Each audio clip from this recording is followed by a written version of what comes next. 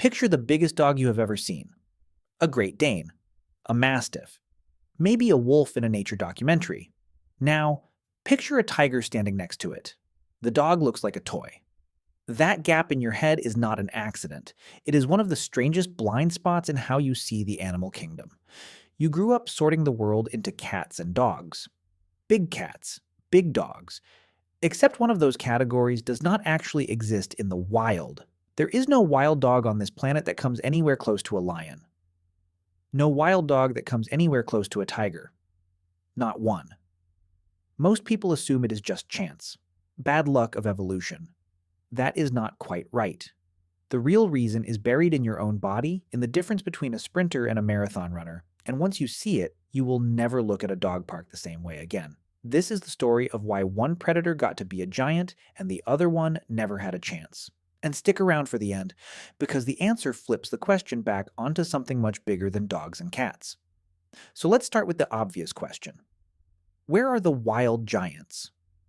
Gray wolves are the largest wild dogs left on Earth. A big one might hit 175 pounds. That sounds massive until you put a tiger next to it. Tigers can push past 500 pounds. Some go over 600. That is not a small gap. That is an entire extra wolf, and then some just standing on top of the first one. But here's what's fascinating.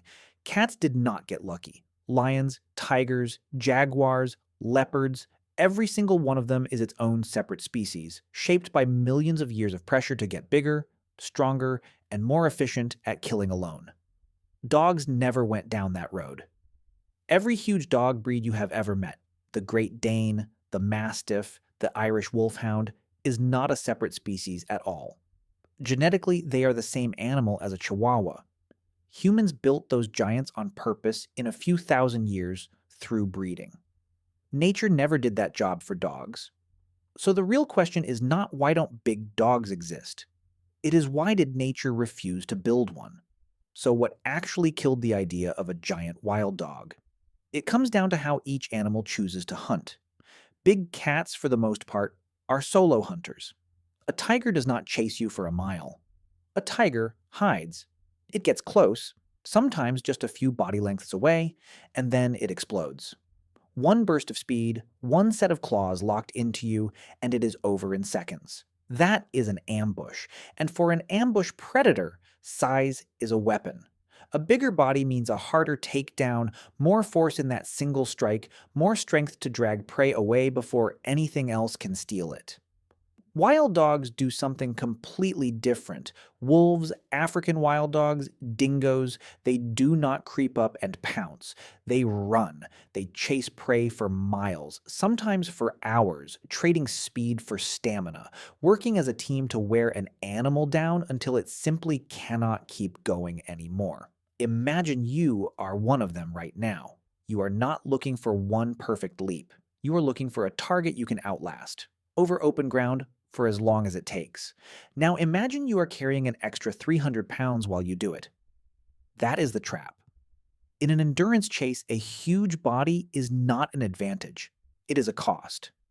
More weight means more energy burned with every stride, more heat building up in your muscles, more strain on your joints over miles of open ground.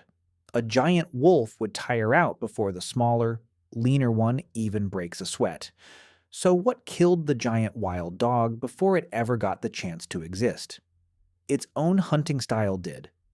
Evolution kept trimming size down, generation after generation, because leaner and faster kept winning. Meanwhile, the ambush hunters were rewarded for going the opposite direction, bulking up for one devastating strike instead of a long grind. Same order of animals, two completely opposite blueprints for staying alive. And it might be the strangest part of all. Cats and dogs are not even close cousins. Their last common ancestor lived somewhere around 42 million years ago. After that split, one branch became what scientists call felliforms, cats and their relatives. The other became caniforms, and that branch is far weirder than people expect. Caniforms do not just include wolves and foxes. They include raccoons. They include walruses. And they include bears. Which means, in a strange twist, the closest living relative that behaves like a giant version of a dog is not a dog at all. It is a grizzly bear. Bears branched off from the same caniform family tree, kept the raw power and the size, and never bothered with the pack-chasing lifestyle that shrank the wolves down. So, in a way, the big dog you were picturing already exists. It is just wearing a completely different face. But that's only half the story, because dogs did eventually get their giants, just not the way nature usually does it. Somewhere between 20,000 and 40,000 years ago, wolves and early humans started an alliance that changed both species forever. Humans did not wait around for evolution to build a bigger predator. They took the process into their own hands. Over thousands of years of selective breeding, humans pushed dog bodies in directions wild pressure never would have allowed, stretching some lines taller and heavier for guarding livestock or hauling loads, shrinking others down for hunting in tight spaces, or simply keeping them close. The giant dog breeds you know today did not survive a brutal ice age or outcompete a rival predator for territory. They exist because a person, generation after generation, chose which dog got to have puppies. That is not natural selection. That is human selection, running at a speed evolution could never match on its own. So what does all of this actually mean for you?